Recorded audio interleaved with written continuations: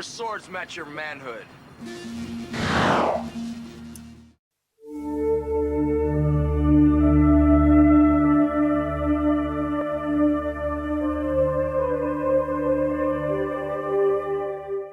Joseph Barmetler writes and directs Time Barbarian, and this one stars Deron McBee, who you may know as Montaro from the Mortal Kombat Annihilation movie. Now, this is a 1990 fantasy time travel movie, very, very similar in the plot to Beastmaster 2, although this actually came out a year before Beastmaster 2. And this is actually a Troma movie, but it's not like one of their sort of more... It is a silly concept, but it's played somewhat straight, is where I'm going with that one. More straight, ironically, than Beastmaster 2, which is probably more comedic. So, the story is in two distinct halves. The first half of the movie, we have this kind of fantasy landscape where we have a barbarian, played by McBee, who is the kind of the leader of his tribe, and his wife and some other women are murdered by a group of bandits, and he kind of goes after them for revenge, but they steal this kind of magical amulet which enables them to disappear. And he learns that they've travelled to the future, i.e. 1990 Los Angeles, and he decides to go after them to retrieve this amulet and get revenge for the murder of his wife. And then the second half of the movie is him dealing with kind of modern day Los Angeles, teaming up with this kind of reporter who is the kind of reincarnation of his wife. What will happen? You'll have to watch the movie and find out. So let's discuss what works in this movie's favour. Now, like I said, this is kind of played straight, and there is a kind of an ironic amount of amusement that you can have here because it's played straight. Because it's obviously a very kind of ridiculous concept necessarily, but all the actors here are kind of playing this movie to be quite serious, and as such the movie is quite amusing. Now, I don't really like to review things in an ironic way, like, you know, is popular on kind of like things like this. But nonetheless, there is an amount of ironic amusement that you can have with this one. But what can we say, if anything, that legitimately works in this movie's favour? I mean, we have to really talk about it in two halves. The first half of the movie plays kind of like a straight fantasy movie. So if you enjoy, admittedly, the kind of low budget and low tech fantasy movies, you know, there's a lot to enjoy here. Deron McBee is 6'3", is an ex-Chippendale, and went on to become one of those American Gladiator TV shows. You know, so he makes a very archetypical kind of fantasy barbarian sort of type here. So, you know, big guys in loincloths. There's lots of kind of like Amazon women who get their boobs out and things like this. Lots of kind of faceless bad guys that die by the sword. There's an enjoyable amount of cheesy fun to be had with this movie, albeit on a low budget fashion. And then we can get into the second half, which you know, is, I guess, in a way more visually interesting than just filming in the woods. And then we are having to deal with how these kind of characters are interacting with the kind of the modern world and stuff. There's maybe a little bit more plot in the second half. Not much, but a little bit.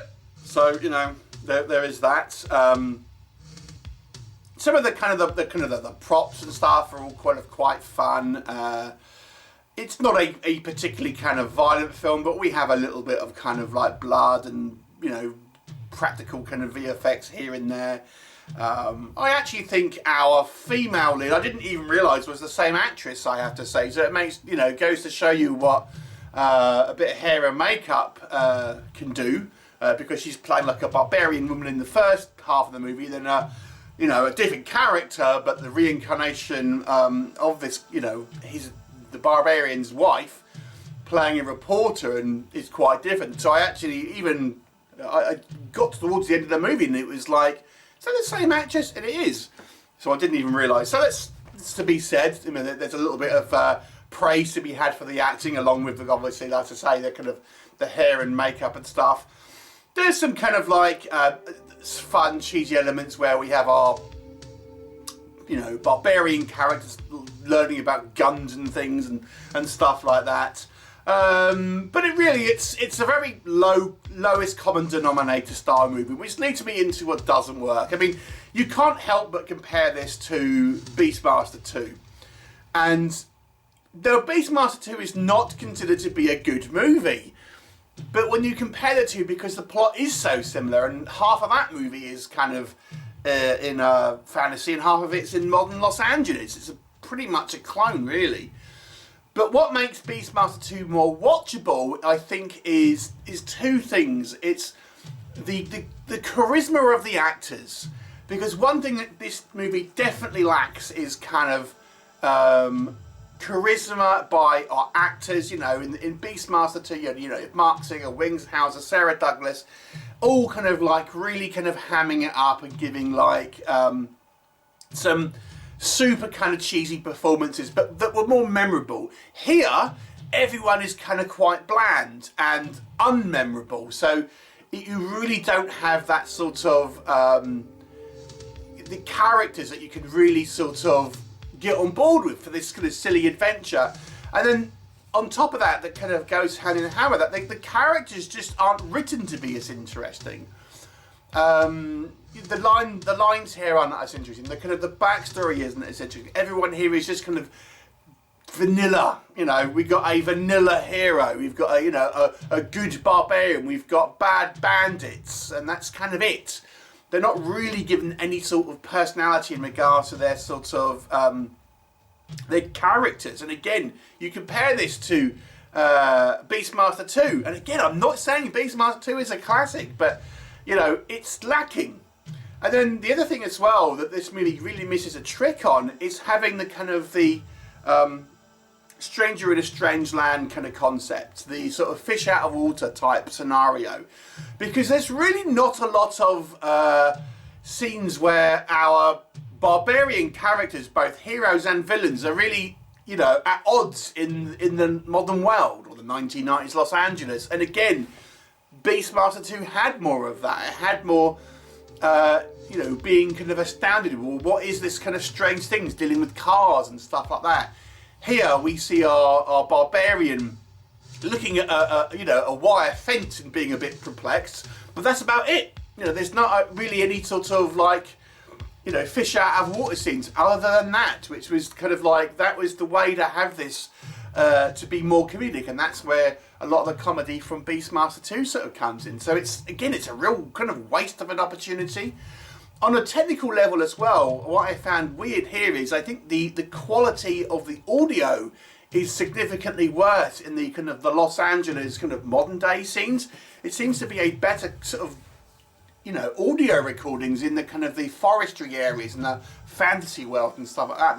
The audio mixing dips in the second half, and you know, I mean, it could be the version I watched, admittedly, which was on a streaming channel, but it just seems that the audio quality is less, to the point where the mixing is so bad sometimes the soundtrack drowns out kind of the dialogue. Not that there's a sparkling dialogue or anything here, and obviously, as I've mentioned, everyone here is kind of wooden. And we have kind of very generic bad guys, lots of kind of faceless goons in the kind of the first half of the movie, where it just, you know, they're just kind of bandits and stuff.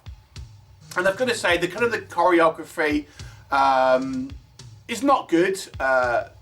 McBee playing this kind of barbarian character, he doesn't exactly kind of come across this amazing warrior. In actual fact, in the first half of the movie, he has the kind of companion that actually does a lot more of the fighting and seems far more competent, admittedly, than our main sort of character. You know, it's very cheap. It's not very kind of spectacular on screen at any point. And I think this movie's worst crime is its lack of taking the concept and running with it, and then just being very, very flavourless at the end of the day. If you're a massive fantasy fan, you might want to check it out. Like I said, there is some entertainment value to be had, and I think some of it is unintentional. Like I said, strangely with this movie for a Troma film, it's played straight. And there are a few Troma films that do that, and this is one of them. And Troma have made sort of fantasy movies before, not that many, but you know, this one, as I say, when you compare it to a lot of other Troma films, it's a strange choice to play this more straight. It's a 3 out of 10 for me. Have you seen it? What were your thoughts? Leave me a comment, and I'll look forward to seeing you next time. Bye for now. Are there no true knights among you?